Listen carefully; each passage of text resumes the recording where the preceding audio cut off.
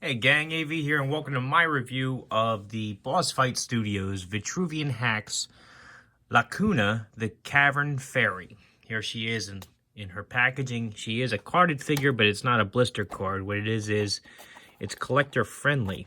So it has these plastic flaps here that you can bend up and then slide the card out and have access to the figure without actually damaging anything. It enables you to remove the figure, display it, put it back in the package as though it was never taken out, which I've mentioned in the past I consider to be a good and a bad thing, depending on how you look at it. I will say, because it's collector-friendly packaging, if you were to purchase one on the aftermarket, you just want to take the time to actually look at the bubble, try to make out as many of the accessories as you can before you actually make the purchase, just to make sure that everything appears to be there. So here's what HACK stands for. It's Highly Articulated Character Kit System.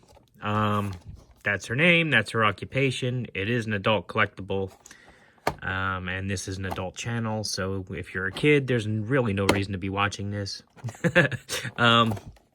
Here's the back of the packaging, and as you can see, there is a file card. And just like the G.I. Joe figures of old, it's about the same size. It tells you an awful lot about the character. If you would like to read it, feel free to pause the video and do so now.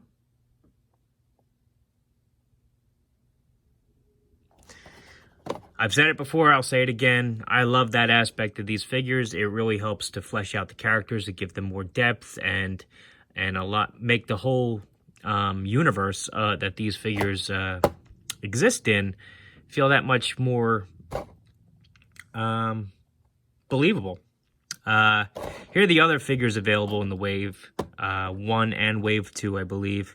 I do have most of, if not all of these figures, and I will be reviewing them all for my channel. I've already done reviews at this point for both of the Orcs and Felonious, and that one too, actually, Ayana. So if you're interested in seeing reviews for those figures, be sure to check out my channel. You'll find them there. If they're not there yet, they will be, so keep checking back. Here is a QR code, which will take you directly to the Boss Fight store. You feel free to use that if you wish, where you can purchase this and many other figures. Without further ado, let's get her out of the package and see how the figure is. I actually haven't opened this particular one yet, so this is going to be a learning experience for me as well. So I just basically folded the flap over and then slid the card out. That gives me access to the figure tray, which I'll just pull out like that. Put this off to the side. Adjust the camera, and we'll have a look at the figure itself. But first, we're going to look at the accessories. Let me have a look at the bag here. Okay, apparently it just has the figure stand and the extra set of hands. So, the reason why it comes with an extra set of hands, they're all grasping hands on this particular figure. But the reason why you get two sets is because if you look at the figure, they not only swivel, but they also have a hinge, which enables you to bend the hands up and down, like so. The ones inside this bag will bend in and out, enabling you to get as dynamic a pose as you need, depending on which weapons and accessories you have them holding. Since she really doesn't have too many accessories, and I've already got the figure in my hand, let's look at the figure first, I guess. We're gonna break the pattern with this video. The head sculpt is very nice. She's got very exaggerated ears, very, very detailed hair sculpt. I like the goggles for when she's out in the sunshine. I like the expression on her face. The hair is not removable, just so you're aware. There are peg holes for her wings, which we'll get to in a minute. Excuse me.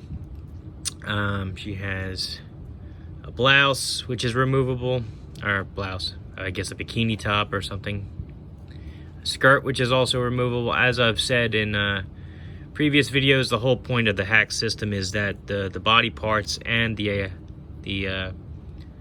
majority of the clothing are removable so that you can apply them to other figures and mix and match and make new things.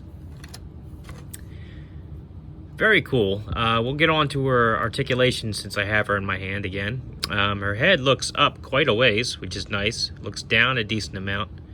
Can do a full 360.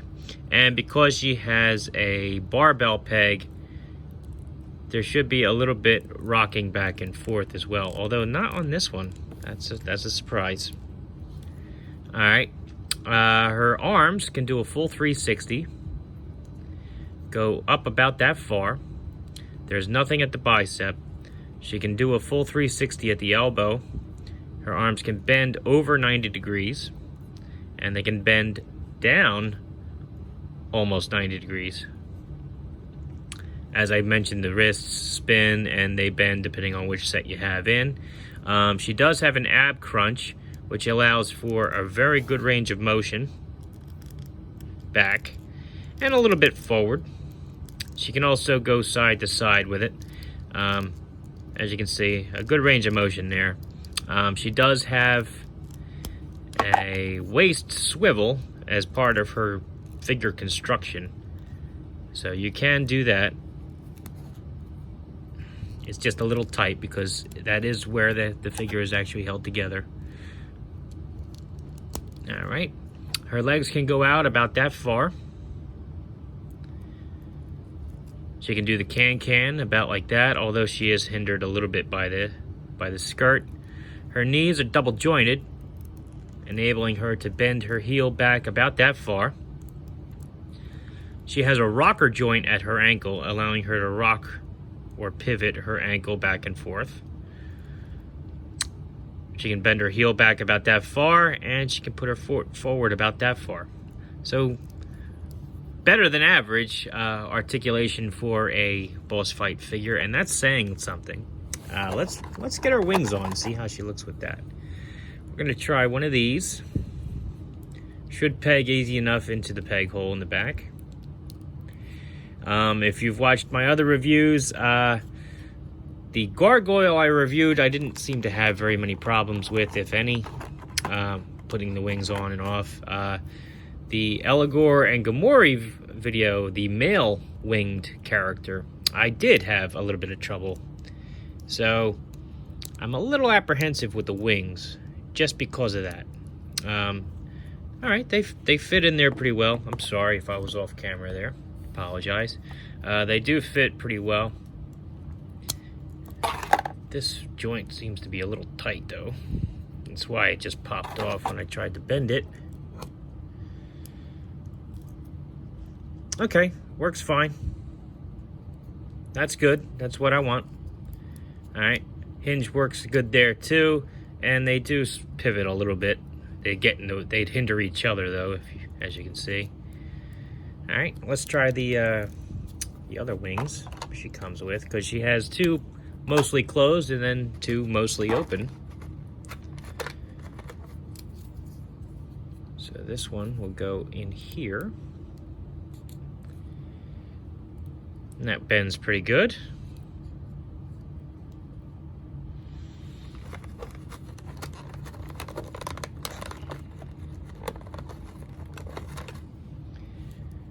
That's the other one.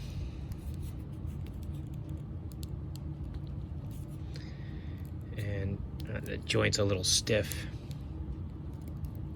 Yeah, let me get that joint started before I put it in there and bend the peg hole out. Oh yeah, this is almost frozenness. Yeah, I'm stressing the plastic, just trying to bend the joint. That's not good. Wow, that's a shame. I'm gonna have to heat that up with my hair dryer and hopefully get some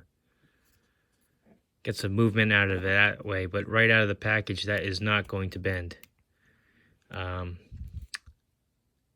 looking at it, it doesn't look as though there was any molded plastic flash on there or anything to hinder it. And I don't believe it's painted at that area. It's I believe it's just molded in that color. So not sure why it's frozen on this, but I am definitely going to have to heat it up and try my luck that way. That's unfortunate. Usually right out of the package, boss fight stuff doesn't do that, but this figure did. The claws on the wings are also painted. That seems to be the only painted detail on the wings. But, okay, well, 3 out of 4 ain't bad. But still, that's a little unfortunate. She has 2 accessories. She has what appears to be like a crystal axe, which has some very good molded detail, and I do like the transparent plastic that they used for the actual axe head and spike to make it look as though they are actually made out of crystal. It's actually very cool. Very nice effect on this. I do like her accessories a lot. And they fit easy enough in her hands, as you can see. And she also appears to have like a crystal-themed mace. And since she is a Cavern fairy, it does make sense that she would have crystal-type weapons. Very cool. I like that. And this should fit pretty nice in her hands as well. All right, very good. Let me get her collapsed wings on for the final part of the review. And we'll see how well she can stand despite her massive head sculpt. Because I think she's going to be a little top heavy just because of the wings and that massive hairdo she's got. All right. Okay, finding the happy medium with her feet is proven to be a little difficult, but it's not impossible.